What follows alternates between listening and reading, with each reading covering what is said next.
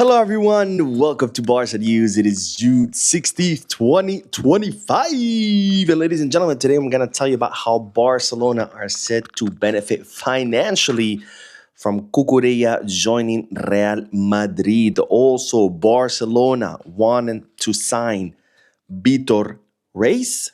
And finally, Raphinha willing to negotiate with Al-Hilal after the World Cup. We have a lot to discuss, so let's begin.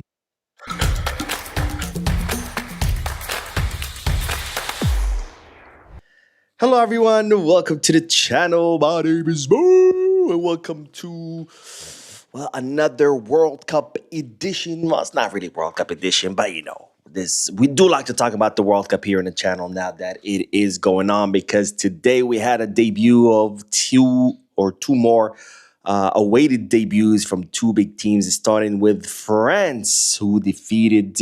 Who did they defeat? So many matches I've watched that now I can't even remember. Oh, they defeated Ghana. That's what they defeated.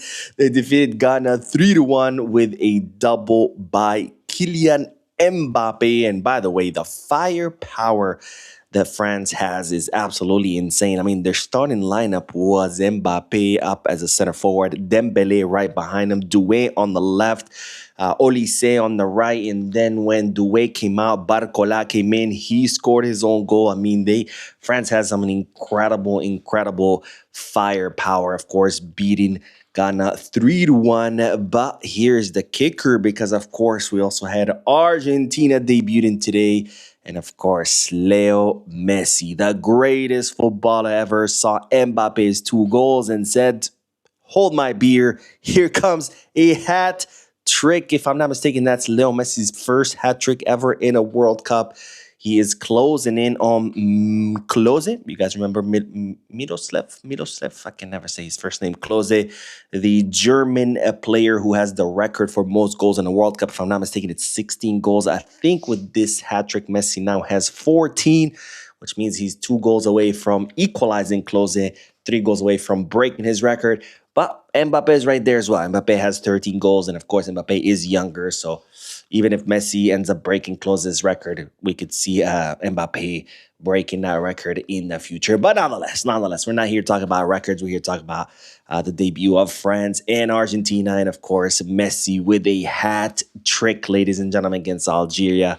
Amazing goals. Well, 2 of the 3 were amazing goals. The other one was kind of off a rebound, but nonetheless, Leo Messi, ladies and gentlemen, the greatest ever, period. In fact, tonight, probably a lot of Penalty fans are going to be suicidal. So if you have a friend who's a Penalty fan, make sure to check up on him. Anyways, that's enough about the World Cup. Let's talk about Barcelona, because we do have some exciting news, but also some worrying news. But before we talk about the news, I do have to address a concern that I've been seeing a lot in the comment section. I've also been seeing on social media with people freaking out, telling me, Mo, like all these clubs are signing left and right. Real Madrid has made all these signings and Barcelona have only made 1.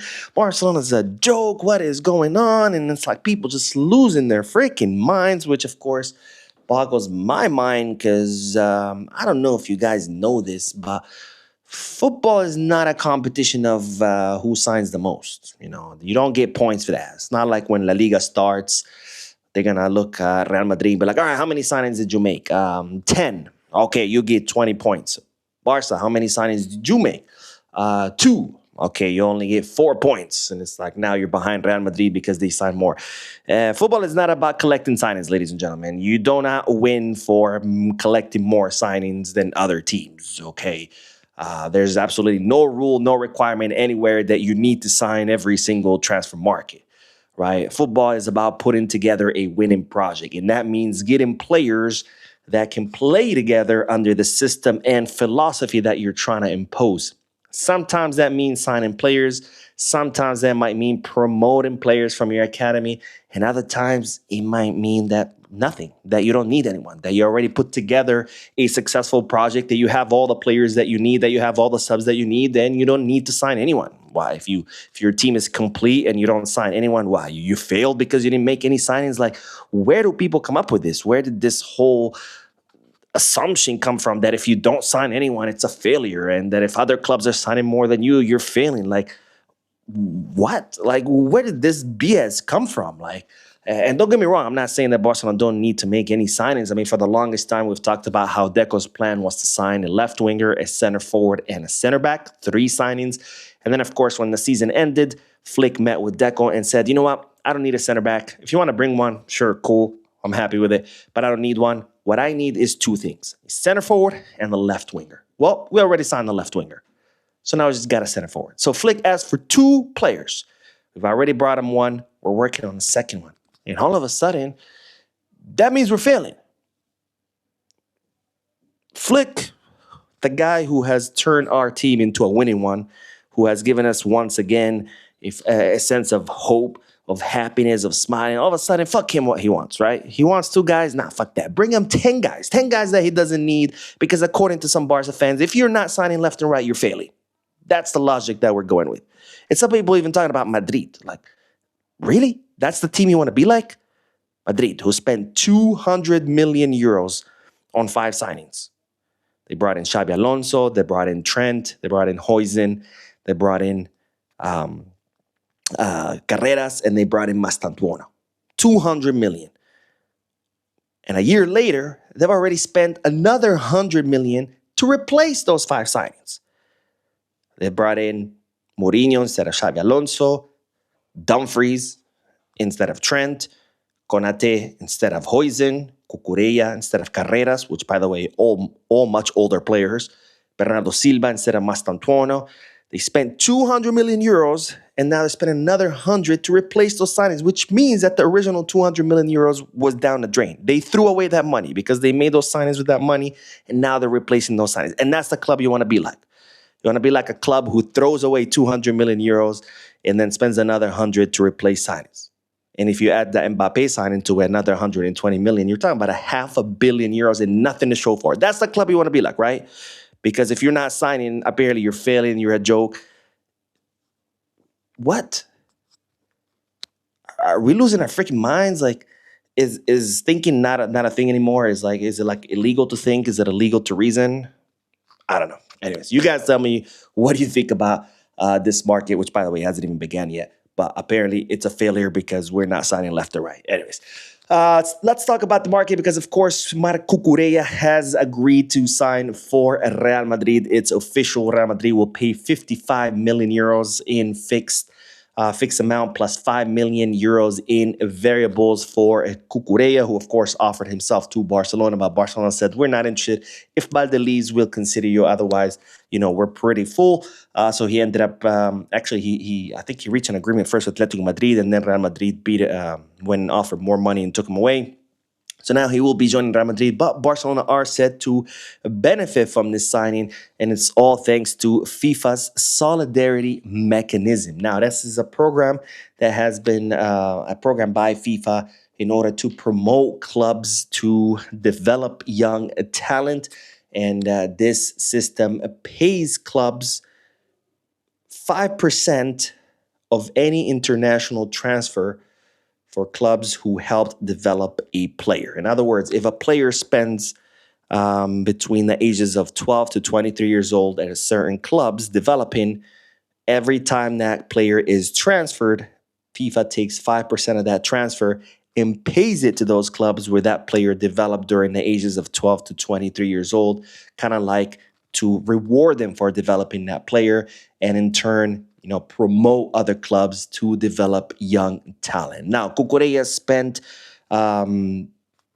6 years at Barcelona Academy between the ages of 14 to 20, which means Barcelona qualified for this program. So part of the 5% of that 55 million euros fix will go to Barcelona. And Barcelona are set to make 1.35 million euros off this transfer, off the fixed amount. Obviously, the other 5 million euro variable end up being paid by Real Madrid to Chelsea, then Barcelona will make a bigger amount. But for now, Barcelona is set to make 1.35 million euros off this transfer just for developing Cucurella. So, it might not sound like a lot of money, but hey, we signed Hamza Abdelkarim for 1.5 million euros. So it might not sound a lot of money, but it could also be that money could always be used for some young player that eventually ends up being someone big. So thank you, Real Madrid, for taking the snake off our hands, and of course also for paying us that money. Now, speaking of defenders, we do have to talk about a new name. Well, not a new name because it had been related to Barcelona in the past, but it's no other than Vitor Reis, because Barcelona are looking to sign him during this summer transfer market. Now, Vitor Reis, he's a 20-year-old center back, someone they came up through the Palmeiras academy. In fact, back when he was at Palmeiras, Barcelona were considering signing him, but he ended up signing for Manchester City. I think it was something around 37 or 40 million euros, if I'm not mistaken. He signed for Manchester City back in January of 2025. Man City loaned him to Girona this past season, where he had a pretty remarkable season for them. And now that Girona have been relegated, of course, Manchester City will be reassessing the future of Vitor Reis, because on one hand, they don't think he's ready to play for Man City. They kind of want to continue developing him. But again, with Girona being relegated, they cannot send him again there to be developed. So this is where Barcelona are looking to come in. They want to negotiate with Manchester City a loan for the player, a one-season loan with an option to buy, kind of like the Marcus Rashford deal, because Deco considers that Vitor Reis is a perfect fit for what Barcelona are looking for 3 reasons. First of all, his build-up from the back. He has one of the most, if not the most, accurate passing rate in all of La Liga. 2, he's a left-footed center back, what Barcelona are kind of looking for. And 3, he's an incredibly fast center back running back. And as we know, Hansi Flick likes to play the outside trap. So if it doesn't work, well, Vitor Reis is can be that player that has that speed to track back and help recover if the offside trap doesn't work. So Deco, big fan of Vitor Reis. He has already contacted Manchester City in hopes to reach this deal. We'll see whether Man City will want to agree to this or not. I think a lot of it is going to have to do whether their new coach, Maresca, will want to count on Vitor Reis, or whether he'd be like, yeah, send him to Barca. I have no need for him. Now, the good news is that the sporting director of Manchester City, Hugo Viana, has a very good relationship with Deco, so that can always play in our favor. But just know that Deco has reached out to Man City. We'll see if they agree to loan us Vitor Reis, 20-year-old center back from Brazil. Now, speaking of Brazilian players, this is where we move on to some of the worrying news, because, ladies and gentlemen, Al-Hilal are once again after Raphinha. But unlike previous times, this time Raphinha has not said no. Now, this news comes directly from Global Sports. This is a big Brazilian media publication whose reporters are actually traveling alongside the Brazilian team during the World Cup, and they are reporting that Al-Hilal has reached out to Raphinha yet again. They keep reaching out to him, I feel like, every other week. And unlike previous times where every time Al-Hilal would reach out to Raphinha, he'd be like, no thanks, hang up. This time, Raphinha said, look, I'm with Brazil. I'm focused on the World Cup. Let's talk after. This is a big, big change from I'm not interested to let's talk after, which signals that Raphinha is willing to sit down, listen to what that offer is. Now, this doesn't mean that Raphinha will automatically accept it, but it means that he is open to it. And this is, of course, again, a big change from previous times where Al-Hilal reached out, where Raphinha simply said, no, thank you. I don't even care to hear what your offer is. Now, it's reported that Al-Hilal will be willing or want to offer Raphinha 185 million euro salary divided over 4 seasons. That is a lot of money, especially for someone who's, nearing his 30s. So this could be kind of the last chance for Raphinha to score one big, last lucrative contract, a contract that would pretty much set him up for life. Not just him. I mean, he'll never have to work again. His kids will never have to work again. His grandkids will never have to work again. And pretty much this is what Saudi is counting on, right? This is what Saudi has been doing a lot, approaching these players who are nearing their 30s or in their 30s, knowing that this is the last chance for those players to make a lot of bucks and, try to lure them to Saudi with all that money. And it looks like Raphinha is willing to hear that offer for the first time, because again, this is not the first time that Al-Hilal has reached out to him. Now, look, I don't want Raphinha to leave. I think he's an incredibly important player on and off the pitch. But if he does end up leaving, could I blame him? Absolutely not. They're offering him 185 million euros over 4 seasons. That is a lot of freaking money. Now, my question to you is, because they're saying Al Hilal could offer Barcelona around 80 to 90 million euros, maybe more if Barcelona put their foot down. Would you sell Raphinha? And if so, for how much? Because on one hand, again, Raphinha, incredibly important. We've seen how the team does without him, not as good, because his intensity that he brings to the field, his pressing, his defensive, the help that he does with the defense. I mean, pretty much invaluable. Not to mention that his intensity is also contagious. He makes other players around him want to also play with lots of intensity. So not only does he improve his team with his own performance, but improves other players, and those players also end up improving the team's performance. And also, he's a leader and a captain. But of course, on the other hand, he is almost 30 years old. This past season, we saw a lot of injuries, not as consistent performance as the one before. So, would you sell Raphinha? Yes, no, maybe. Let me know in the comment section. And if you do, how much you sell him. Again, I would not like Barcelona to sell Raphinha this summer. But if he does leave, or if he does, decide that he wants to go make that big last contract, I do hope that Barcelona ask what they're supposed to ask and not just give them away. I think I would want at least, I don't know, 120 million euros. After all, Saudi has paid some ridiculous amounts of money for much worse players. So why not ask for a lot of money for Raphinha, as it should be? Again, this is only if he decides to leave. Now, let's end today's video with the news that Manchester United want to sign Marc Casado. Now, as you know by now, we've talked about this previously. Casado has decided, he wants to leave the club. On one hand, he wants to stay at Barcelona. He loves Barcelona. But on the other hand, he is 22 years old. He needs to play.